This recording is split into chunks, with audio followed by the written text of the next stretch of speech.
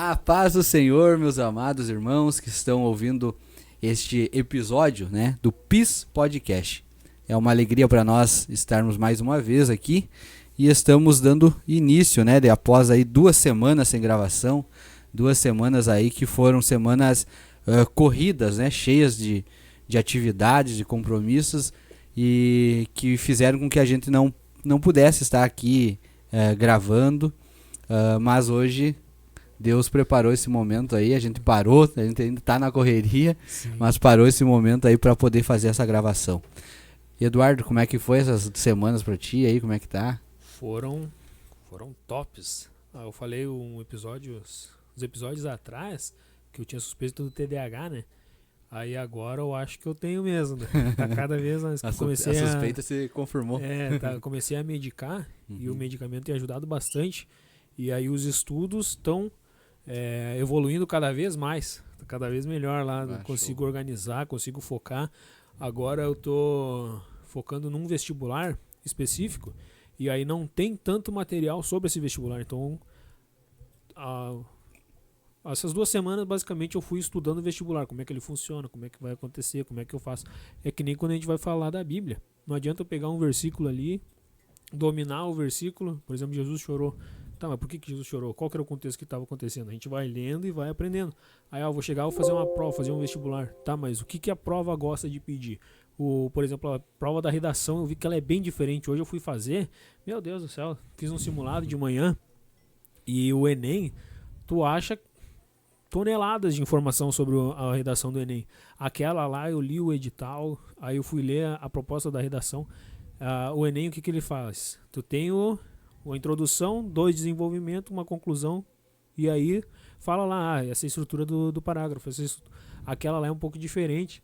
Ela fala, por exemplo, tem um dos temas que eu vi que eu vou fazer, que é defenda, né? Não, discordando do ponto de vista e aponta o que o autor tal estava errado em um dos parágrafos. Eu não cheguei a ler tudo assim. Então é um negócio que tu tem que defender, tá? E se eu for contra aquilo, eu vou ter que defender, a prova tá pedindo. O que o autor tá falando, não sei, ainda tem que discordar e ainda tem que falar o meu ponto de vista, ainda é um negócio meio diferente ali, mas é um desafio bem interessante, assim. Então essas 2 semanas foram bem corridas também, né? Mas o estudo tá fluindo bem, tá? Tá, sim. Hoje eu estudei das 8 a 1 da tarde, e aí à tarde eu ia fazer as correções que precisava, mas daí como tinha que cortar o cabelo, tinha mais aqui pra vir, daí vamos dar uma pausa, de noite eu volto, e amanhã também, domingo já dou mais estudada, então hoje vou pegar mais leve, parei 1 da tarde. Tá louco. Isso, pegar mais leve. Vou pegar um pouquinho mais leve. Mas é isso aí, eu também, essa semana aí foi corrida, as 2 últimas semanas, né, que a minha esposa tá para abrir uma loja. E eu disse pra ela, logo vai ser a nossa patrocinadora aí, né? Já se prepara. Vai ter uns doces aqui. Vai ter uns doces aqui, E a gente, hoje em dia a mão de obra ela é cara, né? Tudo que tu for fazer, ela tem um custo alto. Sim. Então muita coisa que dá pra gente mesmo ir fazendo, né? Montando a loja, a gente mesmo vai fazendo lá. Eu disse antes pra vocês aqui em off, né, que teve momentos essa semana que eu pensei, por que eu sei desenhar, né? Porque eu tava desenhando lá no aparelho. Vai fazer uns desenhos pro Depad também. Tem umas ideias, uns negócios que eu sempre quis fazer e não pude fazer por causa que eu não tinha quem desenhasse. Quando eu tentava, eu ficava meio... Tem que ter uma prática, né? Sim. O desenho, ele é não vou dizer um dom, mas um baita de um talento, né? Porque dom tem lá vão ser bem chato aqui, né? Mas um baita de um talento, né? E aí só que eu tenho que ter exercitando. Eu desenhava quando era mais novo, vivia desenhando, mas nunca mais exercitei esses dias. Sim. Eu desenho assim, a mão livre, digamos, eu sempre gostei. Desde a infância ali, de criança, né? Me lembro que eu desenhava os Dragon Ball, desenhava Power Ranger. Então eu sempre gostei de desenhar. O Neri também mete uns desenhos. O Neri. Agora a gente conversando ali, vendo os adolescentes, também tem uns que gostam e tal. E aí depois eu mantive isso, sabe? Sempre em casa, rabiscando, desenhando. Aí quando eu fui pra faculdade, eu tomei a decisão ali de fazer arquitetura.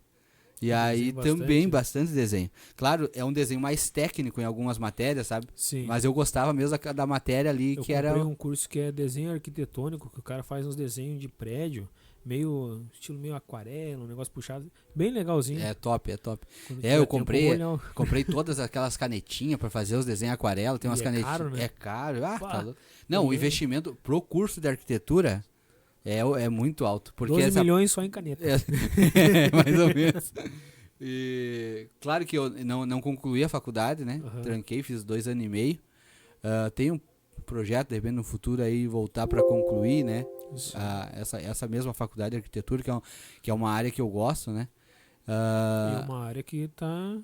Sim, expansão, tá, né? é uma expansão boa. E Eu já tô planejando pra quando eu for me mudar ali, já tô pensando, será que eu consigo alguém que desenhe assim um quarto e tal? Negócio? Não, e até é legal isso aí, tipo, a minha casa, fui eu que desenhei, né? Uhum. Na verdade foi assim, quando a gente casou, aí a gente, vamos construir. Aí fomos atrás de financiamento, juntemos dinheiro aqui, juntemos dinheiro ali, conseguimos comprar o terreno. E aí, agora como é que não vamos fazer a casa? Como a gente vai fazer a casa? Eu trabalhava na brigada ali de temporário. E aí eu pensei, mas eu não sei nem por onde sair para desenhar uma casa, né? Uhum. Aí uns amigos meus disseram, viu, tem um curso lá na escola do Poli. Tem um Sim. curso de edificação. Técnico de edificações. Técnico de edificações. Daí eu disse, mas então eu vou fazer esse técnico para aprender a desenhar. Uhum. Aí eu fui para lá e fiz o técnico. Uhum. Aí eu aprendi a fazer o desenho de planta, né? Planta Uhum. baixa e tal. Pode fazer até 50 metros quadrados. É por aí. Agora eu não me lembro de cabeça, mas é 50, 60. E é um pavimento só. É. Não pode fazer mais de um pavimento. Uhum. E aí eu aprendi a fazer ali as plantas e coisa, então eu desenhei minha casa, né? Uhum. Aí quando eu fui morar e tal, aí entrei na Unijuí, ganhei a bolsa da faculdade. Aí eu pensei, agora eu vou fazer arquitetura pra me decorar minha casa. E aí realmente... Economizar. Realmente tenho bastante projeto, assim, de ideia pra fazer de decoração lá em casa. Só que tudo tem custo, né? Tudo. Ainda mais essa parte de acabamento, a parte de detalhe, de decoração, essa parte, ela ganhou um mercado muito grande, tem bastante mercado hoje em O dia. Isaac Tem bastante... que construiu ali, ele falou a parte mais cara é de... não é nem de terminar e coisa, é os móveis, essas coisas assim. E aí tu tem um monte de ideia, mas aí tu vai ver, tu se assusta.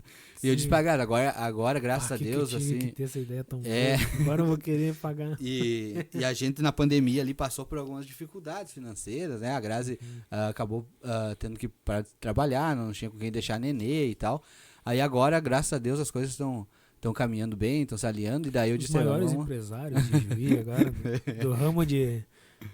Até agora eu não sei dizer o ramo da Impacto, que tudo que tem. Mídia personalizado. O que precisar lá, né? Pá, martelo. A gente faz de tudo, A pô. gente vai- E... Se não tem, a gente cria. bem... E daí Aí eu quero agora começar a investir assim na minha casa, né? Uhum. O meu projeto, digamos agora, assim, pessoal, assim, é investir na minha casa. Quero fazer uma área de lazer lá em casa, a gente não tem.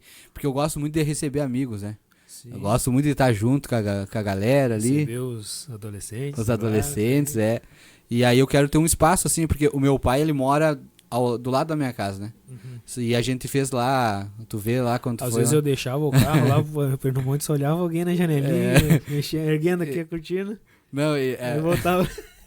um dia o pai acordou, me disse, de manhã cedo, me disse, mano, tô com um negócio, vão ter que ficar ligado. Daí eu disse, por quê?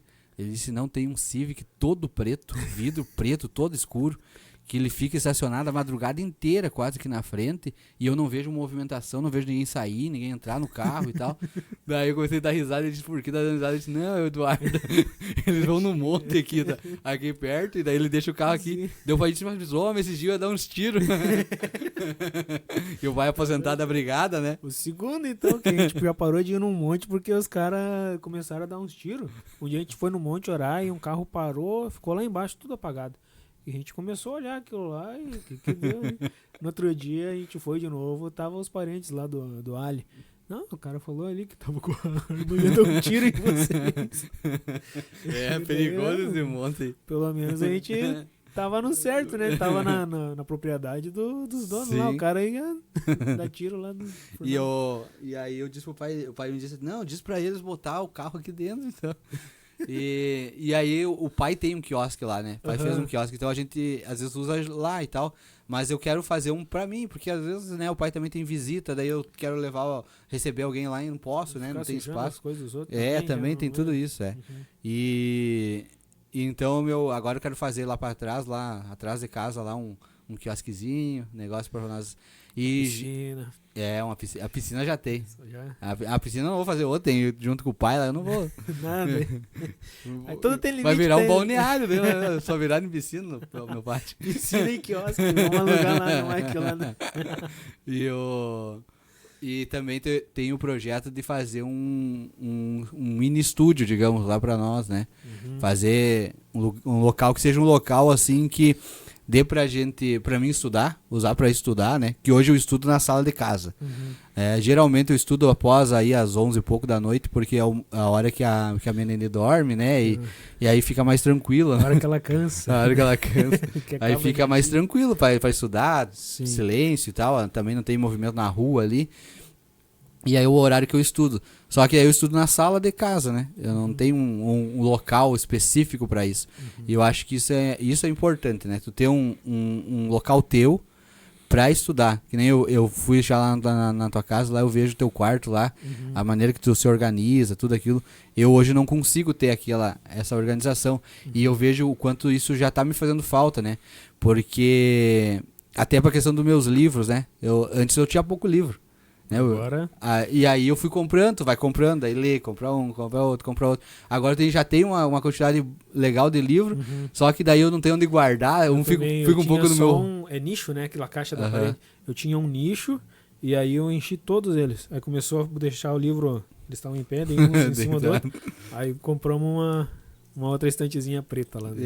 Então eu quero fazer essa parte também atrás de casa lá, né?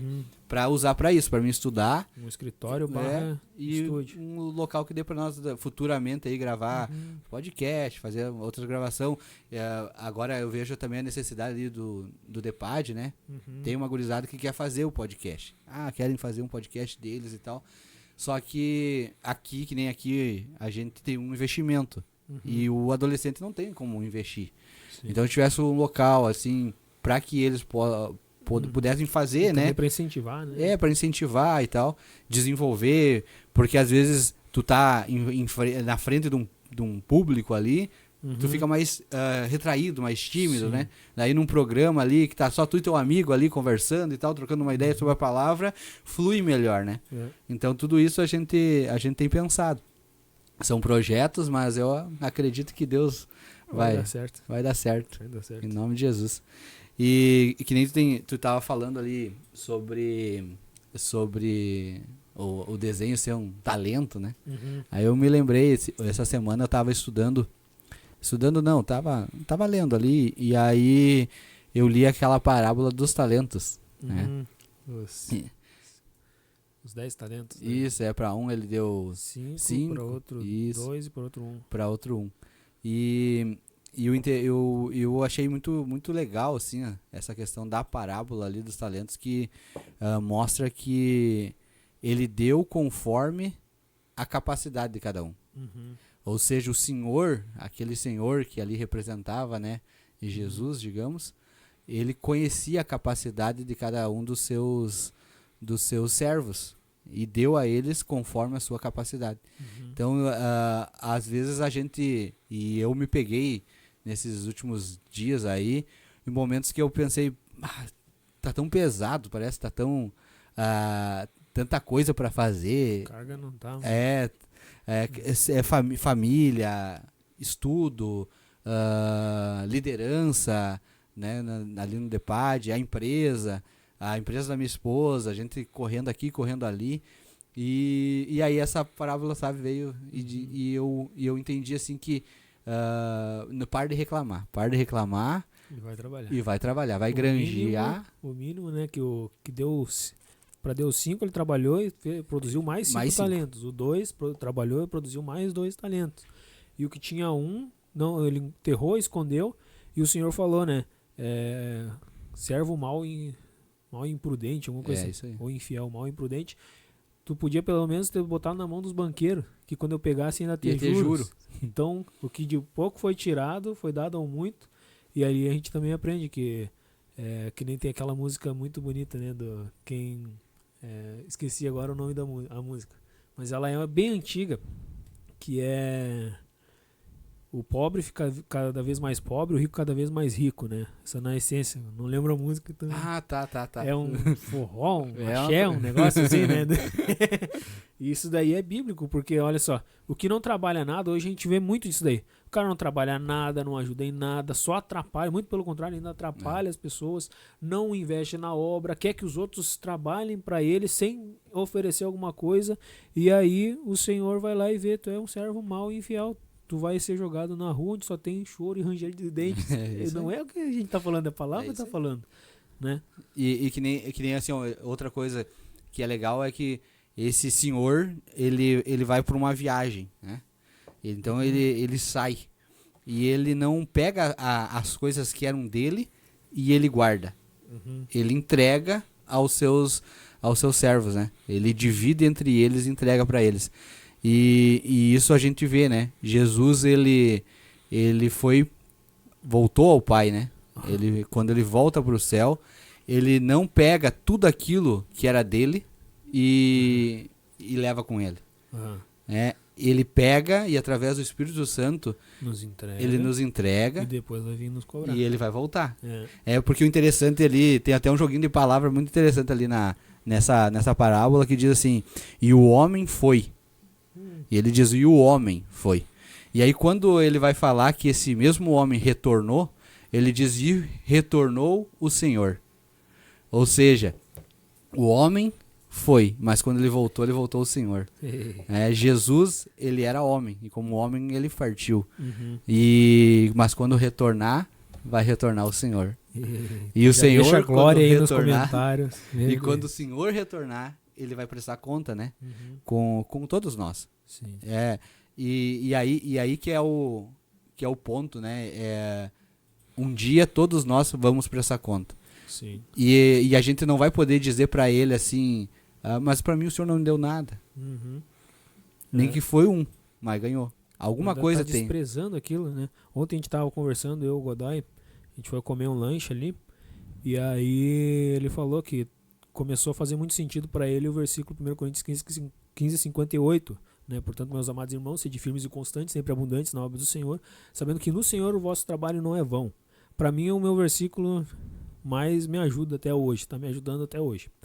E aí, uma coisa que me motiva a trabalhar, né? Vou lá, não, vou ser firme, vou ser constante, vou ser abundante na obra do Senhor, porque é no Senhor que eu estou trabalhando, não vai ser em vão. E aí quando o Senhor vier, né, o homem foi, quando o Senhor vier, ele vai vir, tá, Eduardo, eu te entreguei as mídias da juventude, o que tu fez? Não, Senhor, ó, tá aqui os meus resultados. Agora tá as mídias dos adolescentes. Não, Senhor, já estamos trabalhando aqui para ter resultado. Então tudo aquilo, por mais insignificante que pareça ser, que nem gravar um stories, para mim era uma pedra, mas e se aquilo ali der certo? E a gente vê os resultados. Então uma coisinha que mais, né, o stories que eu digo, por mais que seja 15 minutos de palavra, 15 segundos de palavra, não é nem 15 minutos, 15 segundos de palavra, que é mais difícil que fazer de 15 minutos, Sim. né? Então isso daí a gente já tem que fazer para, tem 15 segundos, mas frutificou. Eu lembro quando eu comecei nessa empreitada, comecei a entender, né?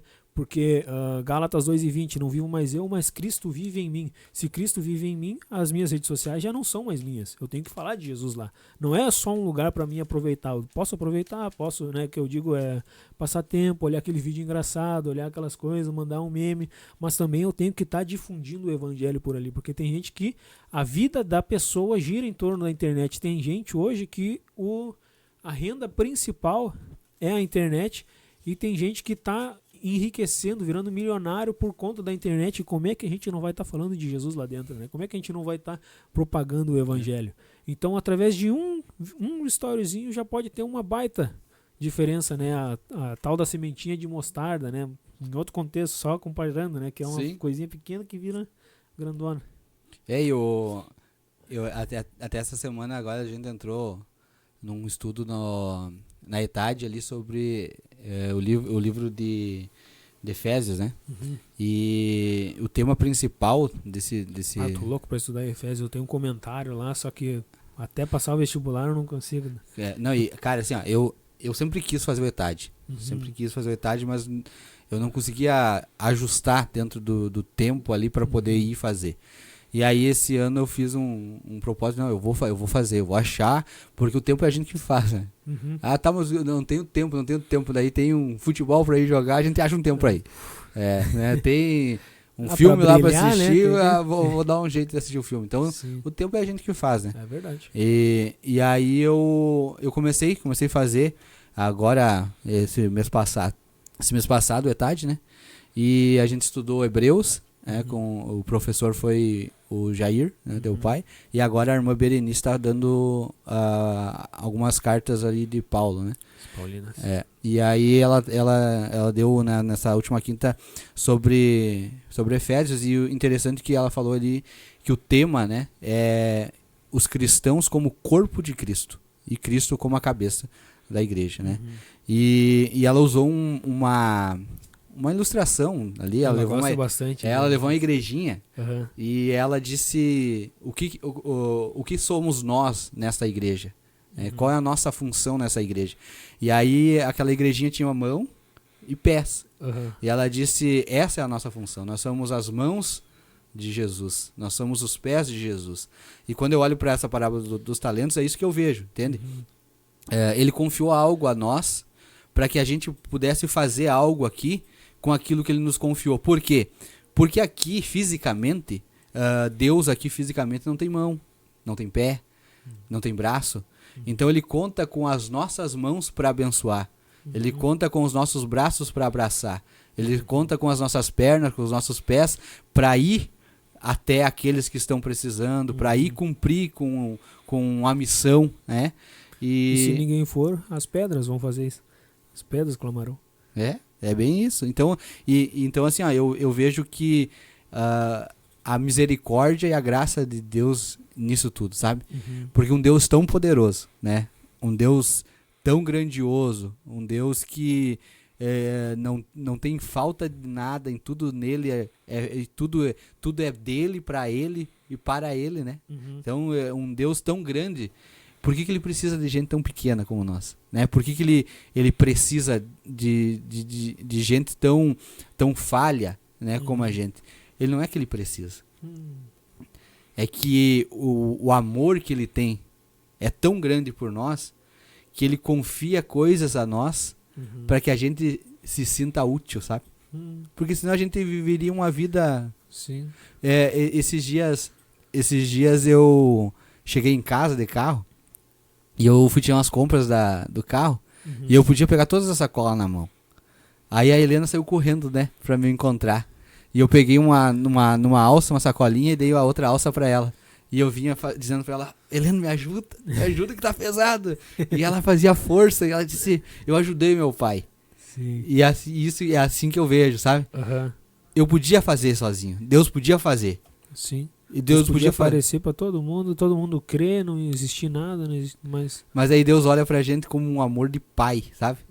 E ele diz, eu vou fazer com que esse gurizinho aí ache que ele tá me ajudando, que eu preciso dele. Sim. E é esse carinho, esse amor, assim, é dessa maneira que eu acho que a gente precisa se relacionar com Deus, sabe? Ter uma relação de intimidade, de estarmos sempre perto dele, sabe? Como um pai e um filho.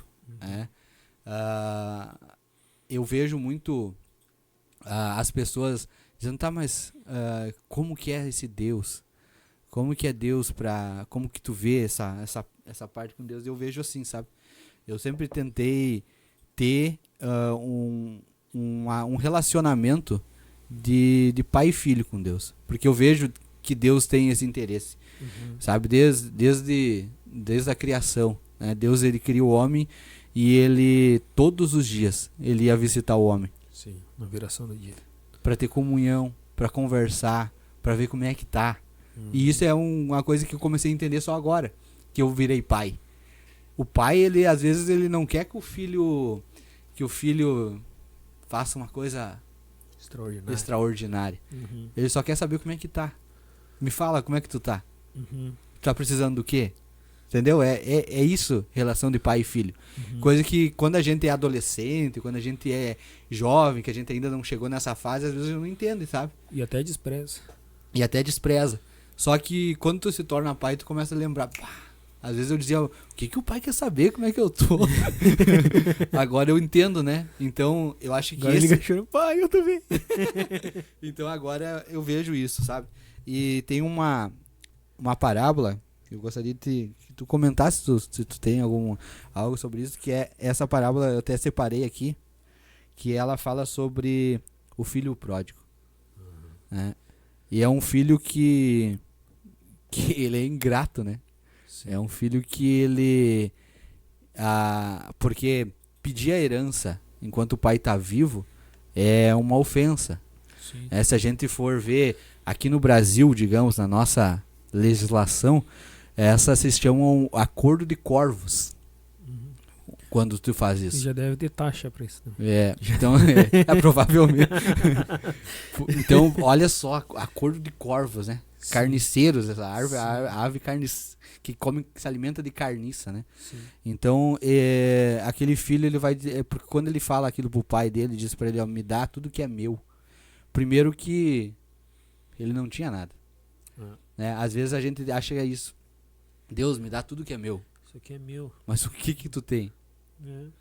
É tudo do pai. Não é nada nosso. Então como a gente vai exigir? Me dá o que é meu. E esse filho exige. Me dá o que é meu. O pai, por amor, entrega aquele filho. E a palavra de Deus diz que ele vai viver longe do pai. Ele vai viver uma vida dissolutamente. Uma vida sem compromisso. Uma vida sem responsabilidade. E eu acho que nós que tivemos experiências, né, de nos afastar do nosso pai do céu, digamos, nós em muitos momentos fomos como esse filho pródigo, né? A gente não deu importância para aquilo que ele nos deu. A gente pegou tudo aquilo que ele nos entregou e a gente enterrou. A gente foi lá pro mundo gastar. A gente foi viver de uma maneira sem compromisso, sem responsabilidade.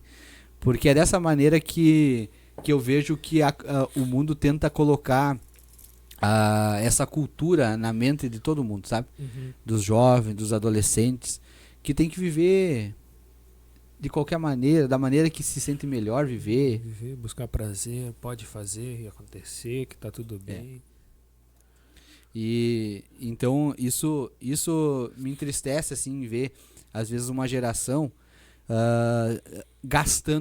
só gastando aquilo que o pai entregou. A saúde, né? Gastando a sua saúde, gastando o seu período de adolescente, gastando a sua juventude, porque lá fora, quando a gente se envolve com tudo isso, com drogas, prazeres, a gente vai só gastando. A gente não adquire nada. A gente simplesmente vai gastando aquilo que Deus nos entregou de graça. Né? E até essa semana um adolescente, ele bateu palma lá na frente de casa. Eu saí, eu conheço ele, tempo lá da Getúlio, que eu morei na Getúlio lá. Ele ainda era criança quando eu era jovem.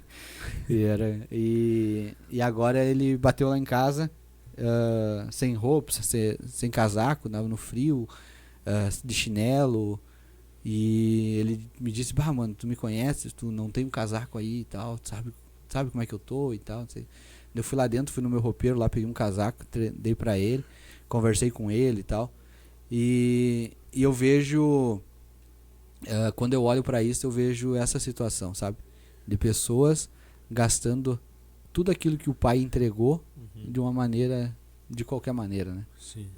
E isso me preocupa, porque o Senhor vai voltar, vai cobrar, vai exigir aquilo que foi entregue, o que você fez.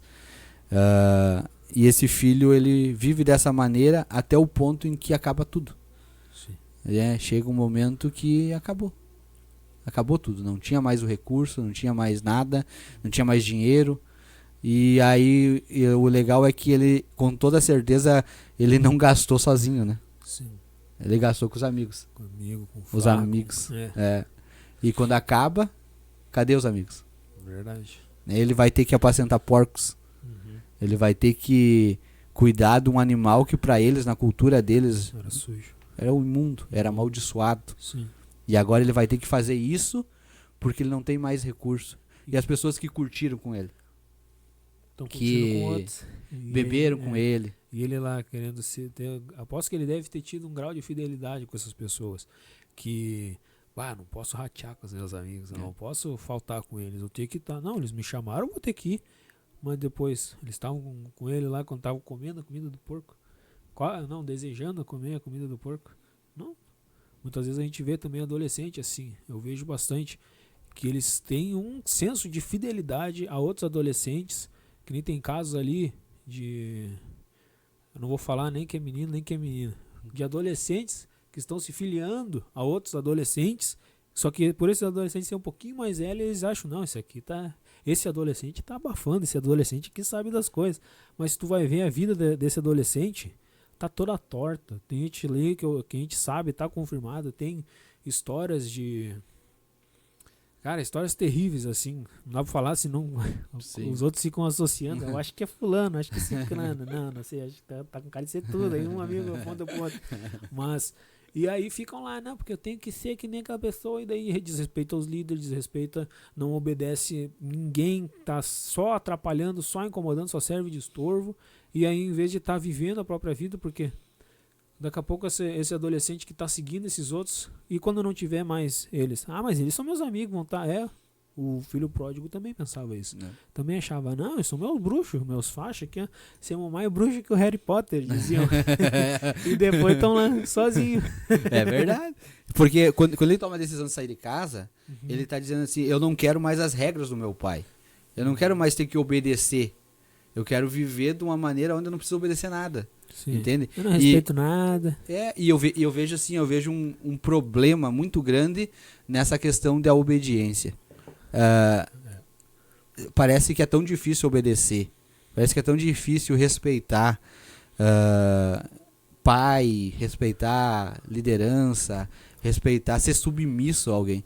Porque quando esse negócio de respeitar a liderança é legal, porque assim, tipo... A liderança não quer dizer que a pessoa tem que ser mais velha que você. Não. Às vezes vai ser até mais nova. Sim. Só que se Obedecer é um princípio. Só que se ela tá numa posição de liderança, tu precisa obedecer. Eu durante muito tempo obedeci um líder que era mais novo. Quando começou a ficar demais ali, quer saber? não preciso mais. Não vou me rebelar, mas também não vou ficar jogando contra, mas... Né. E então eu vejo que a primeira coisa que faz com que a gente se afaste do relacionamento com Deus é a desobediência. Sim. É o momento que a gente não quer mais obedecer. A desobediência precede toda a queda. O homem, quando caiu no jardim, a primeira coisa foi desobedecer. O orgulho, né, que precede tudo, mas desobedeceu, caiu. Né? E o legal, tipo, agora que nem tu falando, eu lembrei...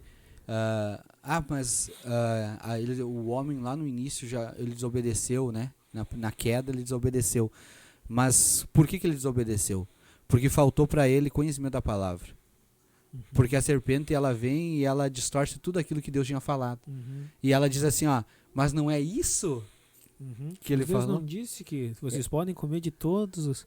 Se eles tivessem o conhecimento da palavra, do que Deus realmente tinha falado, eles iam dizer, não foi isso que Deus falou. Deus não falou isso.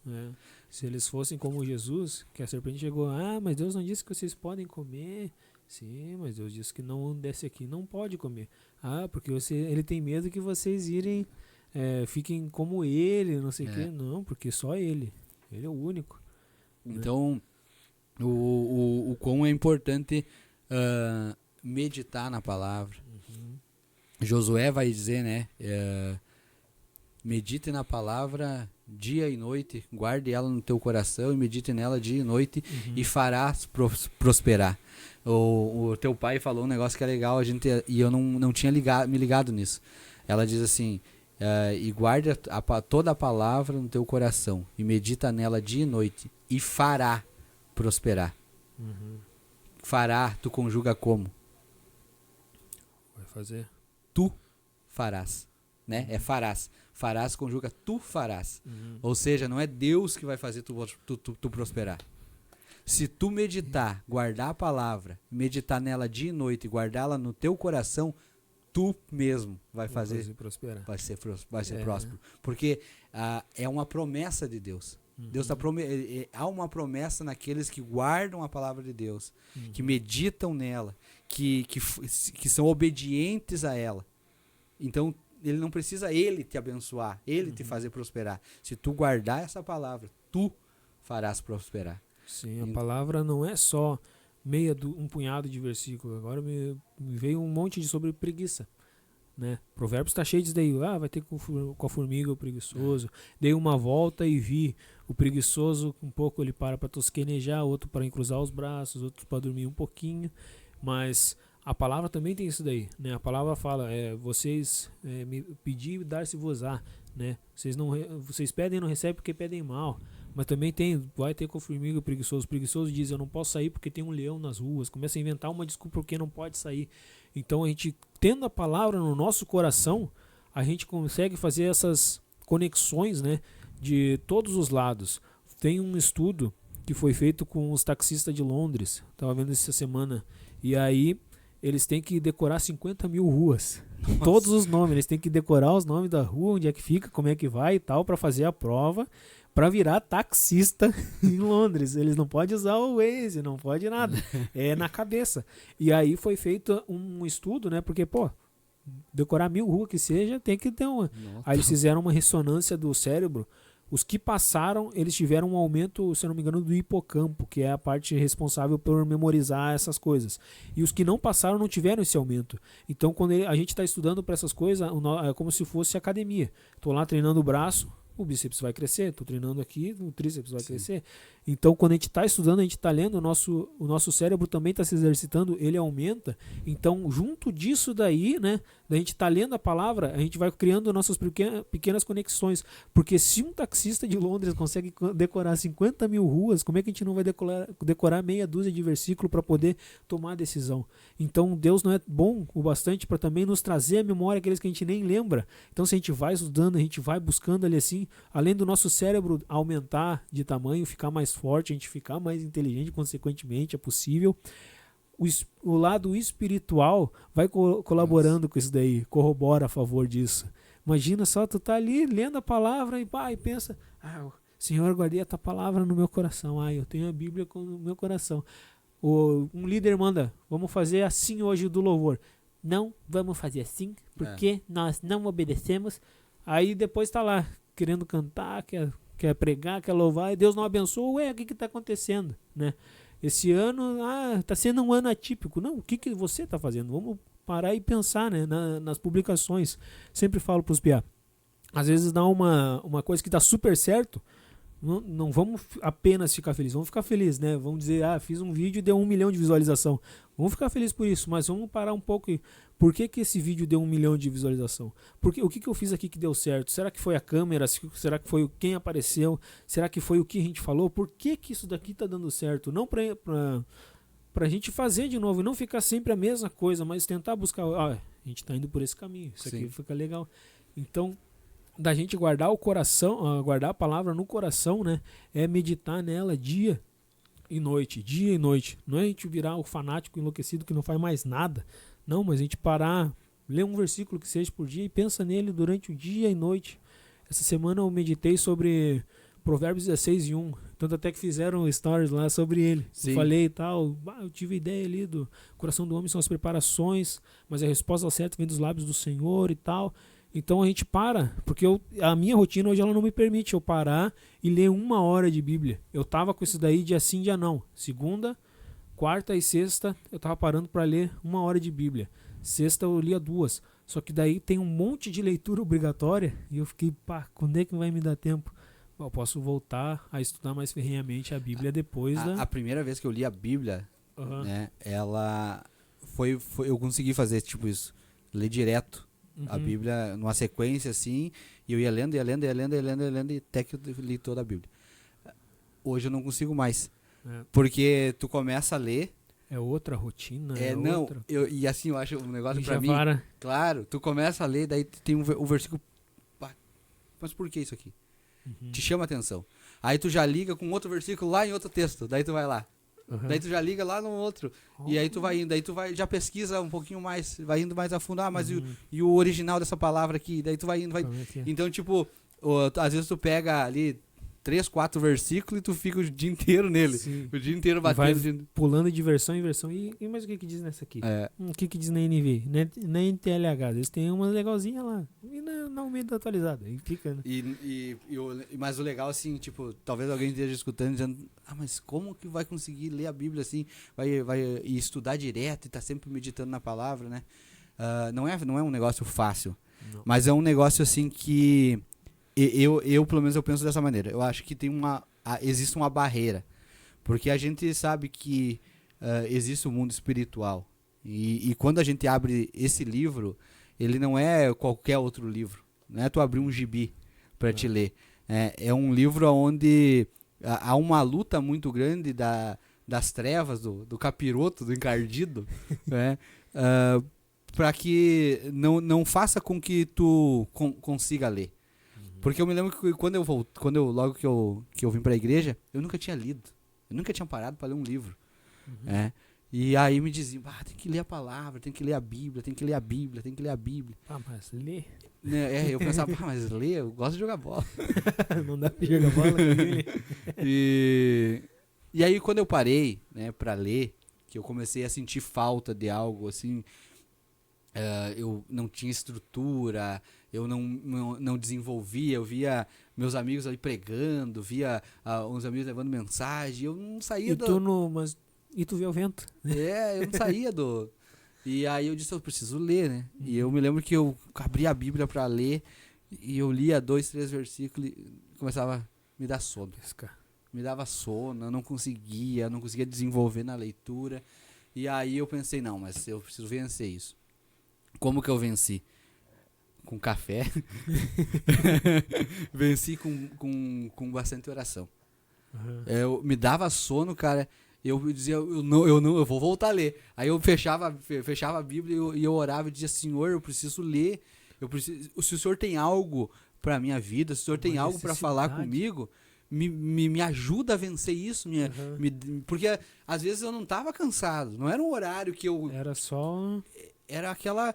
E aí fui insistindo, fui orando, fui buscando muitas xícaras de café, até que eu comecei a me apaixonar pela palavra.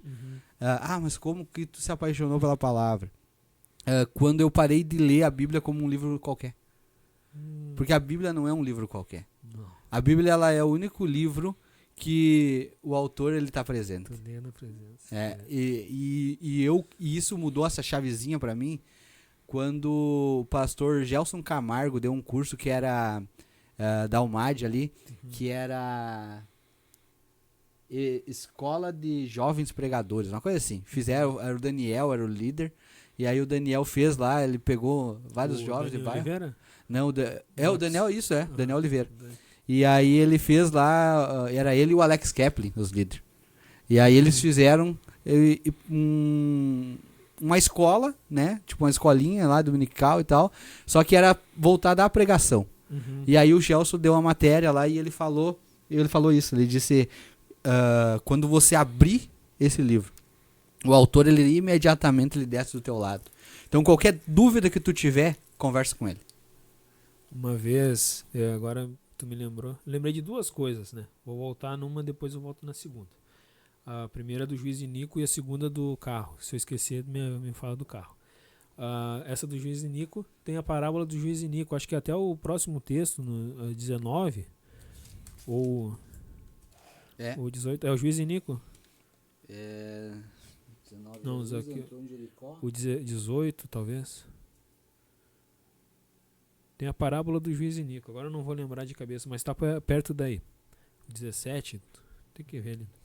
E aí tem a parábola do juiz Inico, né? Tem uma mulherzinha que ela precisa, uma viúva, se eu não me engano, ela precisa que o juiz dê uma olhada na causa dela. Precisa que julgue a causa dela, né? E aí o juiz iníquo não respeita ninguém. Eu não respeito ninguém, eu não obedeço a homem, não honro a Deus, não faço nada, o juiz fala. E a mulher continua insistindo. Aí o juiz para, eu não obedeço nada, não respeito nada, eu que sou o cara aqui, vou julgar a causa dela, já que ela está incomodando tanto. Aí Jesus fala, se o juiz iníquo, que não respeitava nada, que não cuidava de nada, que não respeitava ninguém, ele cuidou da causa da viúva, quanto mais Deus não vai atender, né? Dos estudos ali, eu ficava muito tempo, Senhor, eu preciso prestar atenção, e não prestava atenção. Até que uma hora o Senhor me permitiu ir no médico e coisa, e hoje estamos estudando ali. Então a gente vai pedindo, que não tinha condição de pagar uma consulta. Meia hora, um caminhão de dinheiro que foi lá. Então a gente vai pedindo, o Espírito Santo, ele vai, e daí não, o Mike tá enchendo o saco, cara, pra ler a Bíblia. Não, vamos lá e vamos ajudar com ele e vou sentar do lado dele. Isso. Aí a do carro, uma vez, né, tu falou de que a gente abre a Bíblia, o Espírito Santo vem do lado, Deus vem ali. Uma vez eu tava em Santa Maria e vim pra Ijuí. E eu tava numa fase do primeiro amor ali, enlouquecido e tal, e Jesus e Senhor. E eu orei saindo da serra, ali de Santa Maria, né, começando ali depois de Taara, coisa ali, indo pra Juiz de Castilhos. Quando começa aquela reta, eu falei, Espírito Santo, esqueci de orar antes de sair de casa, mas eu quero que o Senhor esteja aqui do meu lado no carro. Quando eu falei isso, cara, desceu uma glória tão grande no carro. E eu e comecei a chorar aí, Senhor, mas não vem tão forte. Cara, eu comecei a chorar, eu ia encostar o carro e Senhor, mas não vem tão forte. Porque foi um negócio foi muito assim, sabe? Umas experiências que a gente tem com Deus. Top. As minhas experiências mais fortes, assim, foram lavando a louça ou tomando banho. Começava a orar, daqui a pouco me ajoelhava lavando a louça e começava aí, obrigado Jesus, e orando, obrigado por eu ter tido alimento aqui que eu tô lavando agora aqui, depois eu vou ter mais alimento, e obrigado e tal, e daqui a pouco quando eu me vi eu tava no chão da cozinha chorando com as mãos pura detergente. Então as experiências que a gente tem inesperada, Senhor vem do meu lado, mas não vem tão forte. E às vezes, e é isso, o local, às vezes, não é o local que a gente imagina. A gente imagina, Deus só vai falar comigo lá na igreja. No congresso. No congresso. Vai ser no congresso. E a gente... Parece que é uma vez por ano só no congresso. Não, e no último dia. E isso vira realmente um pensamento, enraiza na nossa cabeça isso. Porque aí a gente só busca no congresso. Só no congresso. Por isso que vem... Porque a gente tá buscando o ano inteiro, não busca. Se tu buscar, como é que não... antes também vai vir. Sim. Então, tipo, eu acho que é isso. O medita na palavra dia e noite, eu acho que é isso. É tu tá viajando, tá andando de carro, meditando na palavra, falando com Deus. Eu quando tô estudando, às vezes dá aquela canseira, assim, os olhos estão pesados, parece que tá com areia nos olhos.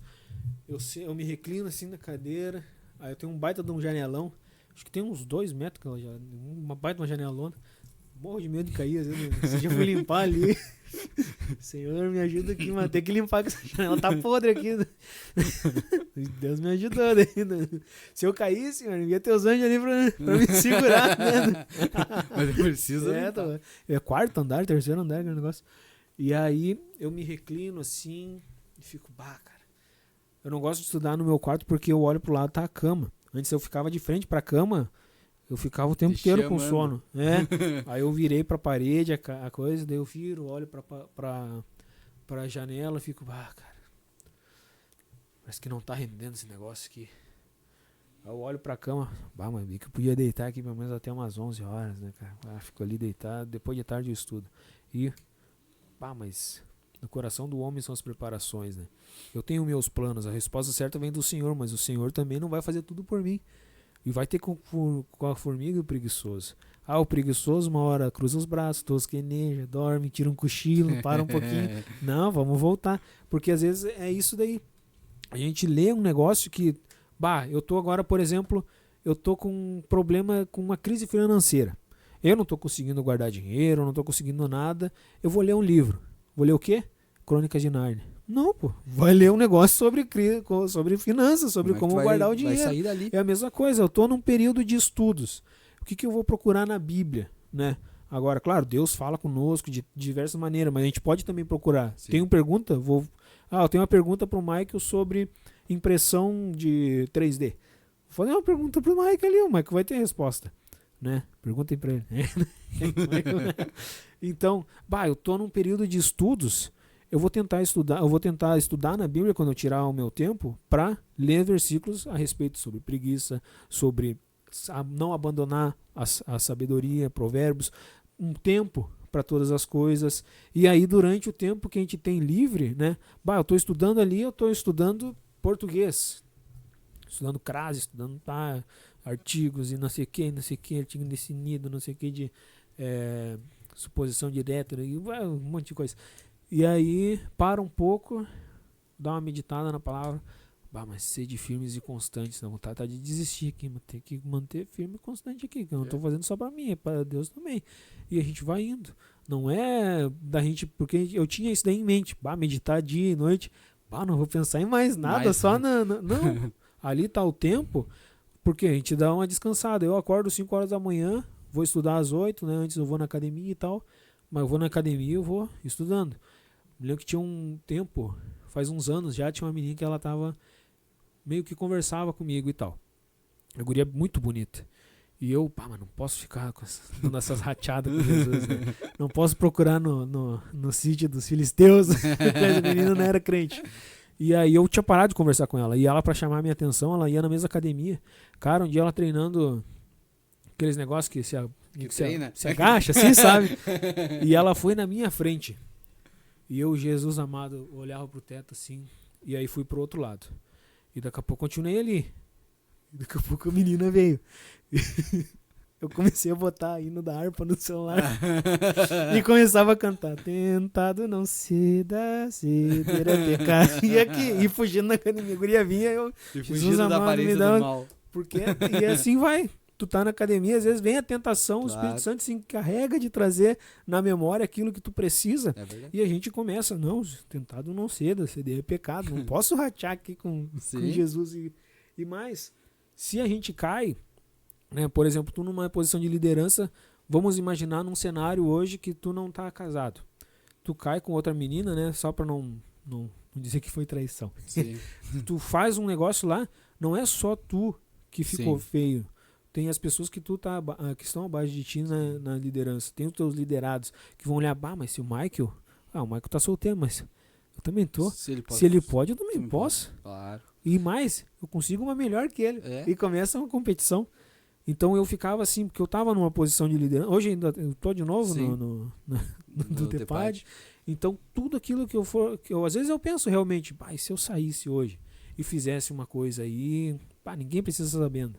Ninguém precisa saber. Primeiro, Deus vai saber, o Espírito Santo vai saber. Segundo, eu vou saber como é que eu vou adorar na minha consciência, sabendo que eu pequei. Terceiro, alguém sempre vai ficar sabendo. Nossa, como diz o Theo Hayashi, depois que tu conhece o Espírito Santo, tu nunca mais consegue pecar gostoso. Então, se eu der uma rateadinha ali, que seja um deslize, vai ter outras pessoas que vão pensar, se eles possam, eu também posso. Ou então, pior, eu não vou pra igreja. Esses loucos aí estão fazendo tudo pior do que eu faço ainda. No cursinho, às vezes, eu tinha uma colega que ela era bem polêmica. Ela largava uns comentários ácidos, umas brincadeiras, umas piadas muito pesadas. Só que o que acontecia? Às vezes aparecia alguma coisa digna de comentário desse tipo. E eu pensava um negócio e ficava segurando para não falar e segurando para não dar risada sozinho também, para não parecer um maluco lá na sala assim. A menina pegava e falava o que eu tinha pensado, só que um pouquinho mais brando. E eu pensava, misericórdia, Jesus. Eu sou o único crente aqui e ainda ia falar pior do que a pior da sala. Então é muito bom a gente segurar a língua. Né? Sim. Não, e agora que a gente tava falando, né, a gente tá já no horário, que eu tenho compromisso lá com o DEPAD. E me fez lembrar um negócio que eu acho que é interessante nós encerrar por ali, digamos.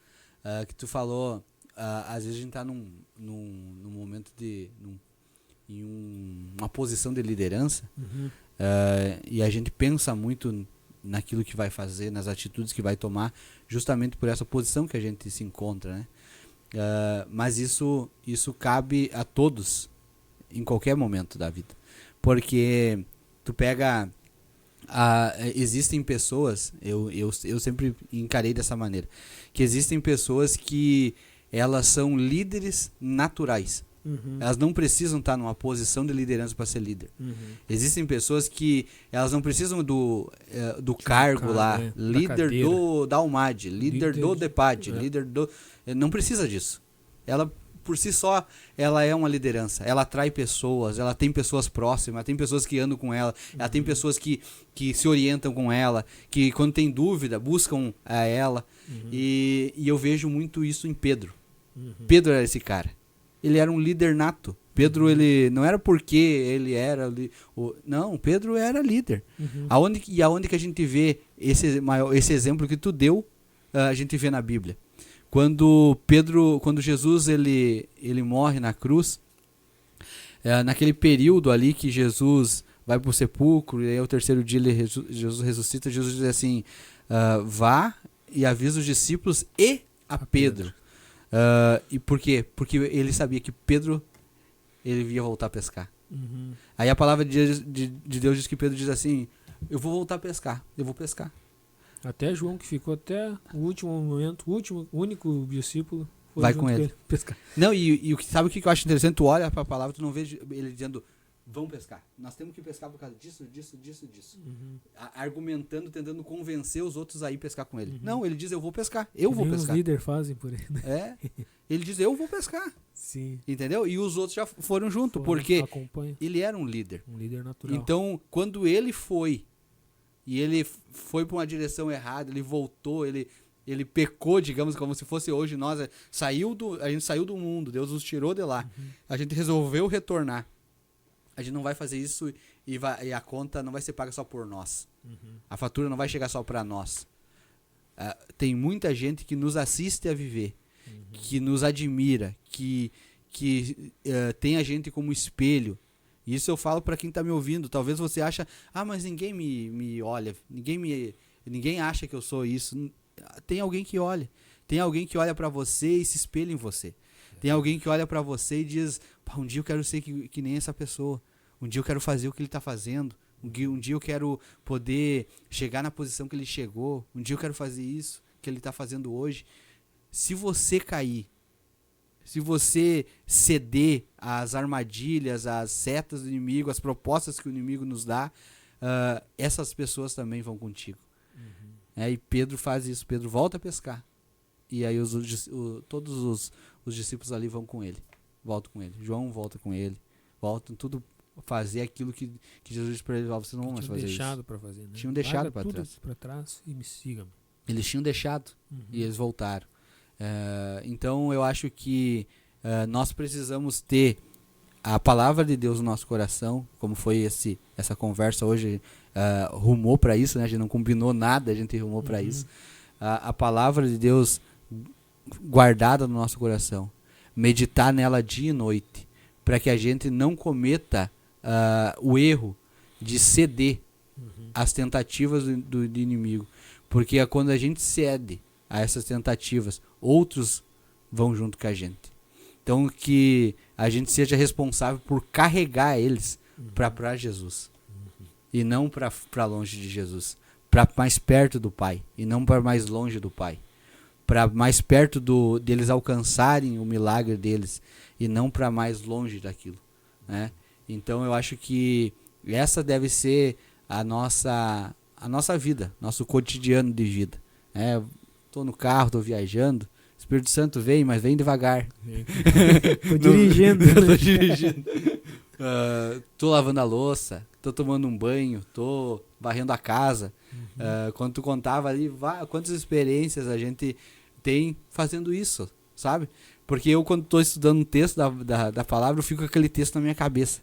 Aí às vezes eu tô no serviço ali e me vem uma luz. Meu avô dizia, me dá uma luz. E vem uma luz e eu levanto e eu vou lá pro fundo da loja e começo a falar sozinho. O Glauco disse, esse guri é louco. Esse dia ele disse, tu é louco, tu é inquieto. E eu realmente, eu sou inquieto, eu não consigo ficar parado.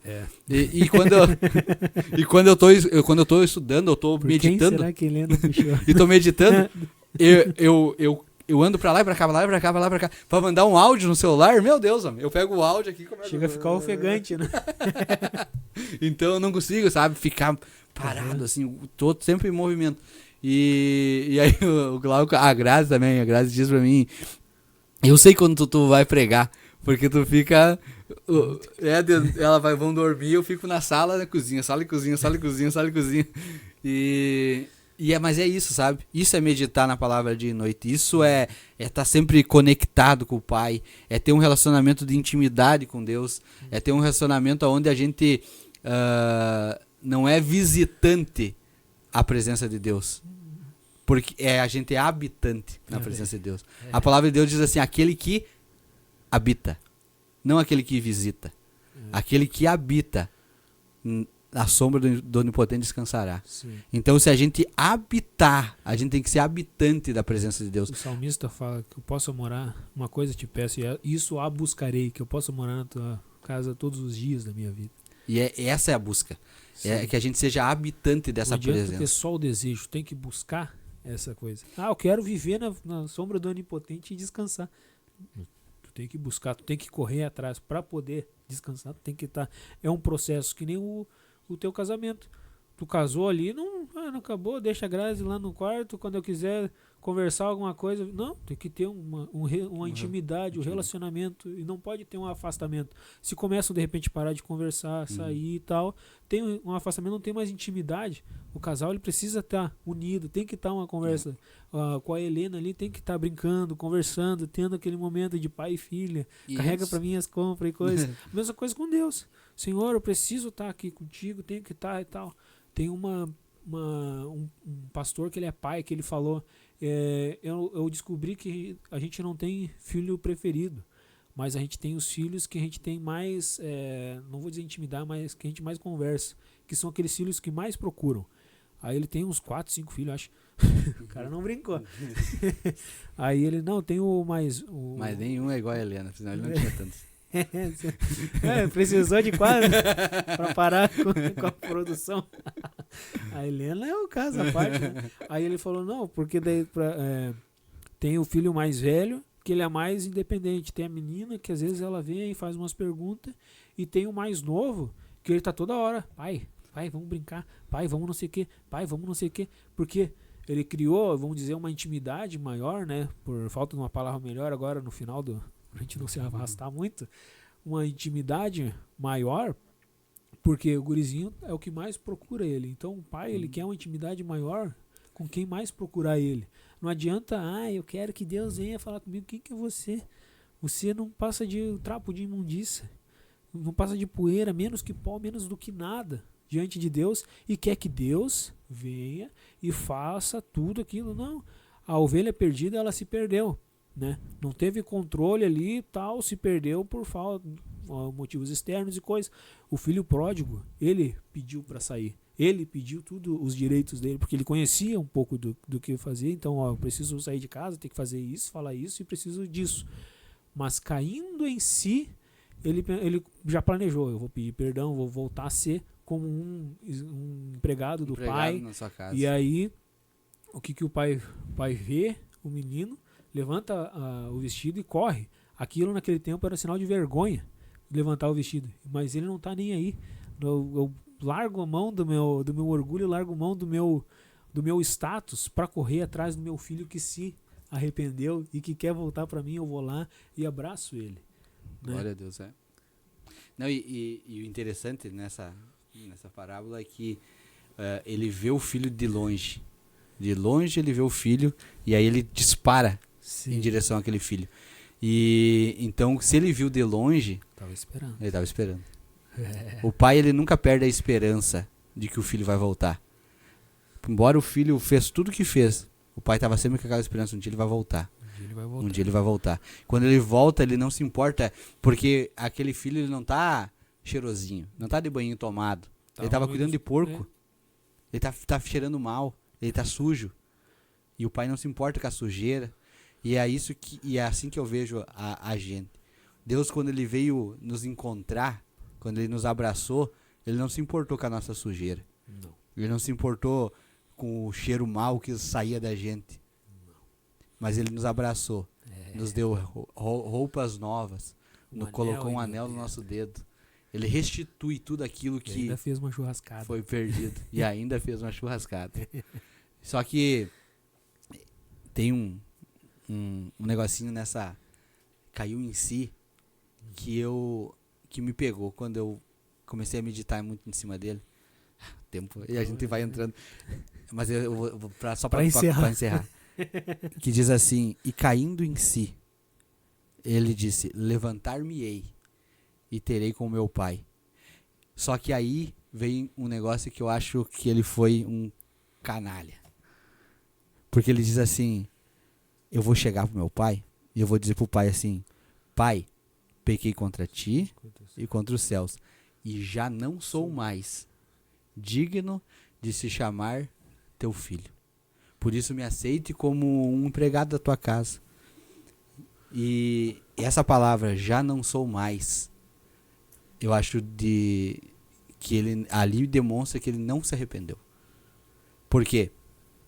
Porque ele está dizendo assim: antes, quando eu estava lá na casa, fazendo o que o senhor estava me pedindo, quando eu estava contigo morando aí, eu era digno. Sabe qual que é esse pensamento do irmão mais velho? É o mesmo pensamento. Porque o irmão mais velho, quando vê o filho voltando, ele não se alegra com aquilo.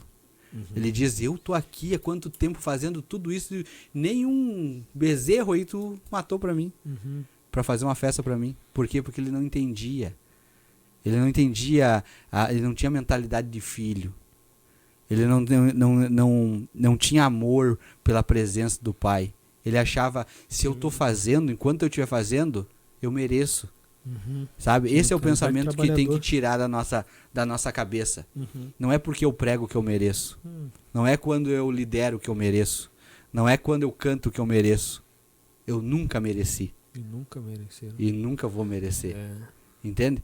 Aí ele vem e parece que eu vejo aquele adolescente, aquele jovem vindo em direção à casa do pai, ensaiando uma oração, dizendo: pai, pequei contra ti, pequei contra o céu. Pai, pequei contra ti, pequei contra o céu. Pai, pequei contra... Era algo ensaiado. Era algo versão que... Michael atualizada. Pai, ratei contra ti, contra Esse é bom. E quando ele chega perto, e talvez ele vai começar... O pai viu o pai chegando perto dele, correndo, ele diz assim: pai, e não dá mais tempo. O pai abraça, o pai leva pra casa, porque o pai tá dizendo assim: ó, não me interessa, eu sei que se tudo que tu me falar é algo que tu ensaiou antes de falar. Eu não quero saber disso. A única coisa que eu quero é voltar a ter um relacionamento de intimidade contigo. A única coisa que eu quero é que tu volte a morar comigo. A única coisa que eu quero é você pertinho de mim. Ou seja, nessa oração do homem, a gente vê desse jovem, a gente vê algo que existe muito no nosso meio. Porque ele diz assim: por que ele volta para casa? Porque ele diz assim: lá os empregados têm fartura de pão. O que fez ele sair de lá? A vontade foi o tendel. A vontade foi do tendel. Ou seja, o que fez ele sair de lá é que o coração dele estava nas coisas e não no pai. O coração dele era o seguinte: pai, para mim tu podia estar morto. Então me dá tudo que tu tem, que eu vou viver. Porque eu amo as coisas que o Senhor tem para me dar, e não o Senhor. Agora ele está voltando por quê? Por causa das coisas. Por causa das coisas. O sentimento assim, não mudou. O pai ainda... O sentimento não mudou. Não mudou nada nesse cara. Ele amava as coisas, e agora ele está voltando por causa das coisas. Então, o que eu entendo? Que nós precisamos mudar o sentimento, a intenção do nosso coração. Que a gente não vá para a igreja porque Deus pode nos dar coisas. Que a gente não vá para a igreja... Pensando que Deus é um super mordomo que vai trazer tudo aquilo que eu peço. Mas que a gente vá para a igreja, que a gente vá para o nosso quarto, que a gente abra a palavra, que a gente medite dia e noite. Porque a gente ama não as coisas do Pai. A gente ama o Pai. É isso aí. A gente que a gente não tem o nosso coração naquilo que Deus pode fazer por nós e pode nos dar. Mas que a gente tenha o nosso coração no Pai. Que a gente sinta saudade do Pai. Que a gente sinta saudade de sentir o cheirinho do Pai. a voz do pai, as broncas do pai, os puxão de orelhas do pai. Porque pai é isso. Que Deus ele tem a certeza de que ele pode nos cobrar, que ele pode nos puxar a orelha, que ele pode fazer aquilo que ele precisa fazer como pai com a gente. Que ele saiba que a gente vai aceitar ser corrigido, que a gente vai aceitar tudo isso, porque não vai mudar o que a gente sente por ele. O amor que a gente tem pelo pai, por estar perto do pai e morar nessa presença, nessa casa, habitar nessa presença, é tão grande que nada mais importa a não ser estar na presença do pai. Que Deus abençoe. Se despede, Eduardo, que eu tô... que não tem. Qual que tá? Esse aqui? Muito obrigado aí a todo mundo que nos acompanhou até agora. Tu vê que a conversa aqui foi um nível diferenciado aqui. Obrigado a todos, nossos patrocinadores, a Impacto e Fita Sul, tu que tá precisando de qualquer coisa relacionada a Impacto. E a fitas. Capaz. Cartucho de impressora. Cartucho de impressora e materiais personalizados. Fala lá com os guri da Impacto, da Fita Sul, que vocês vão ser bem atendidos. Não se esqueça de se inscrever, deixar o teu joinha e comentar e mandar pra tua família isso aqui. Um obrigado aí, que Deus abençoe. E é nóis.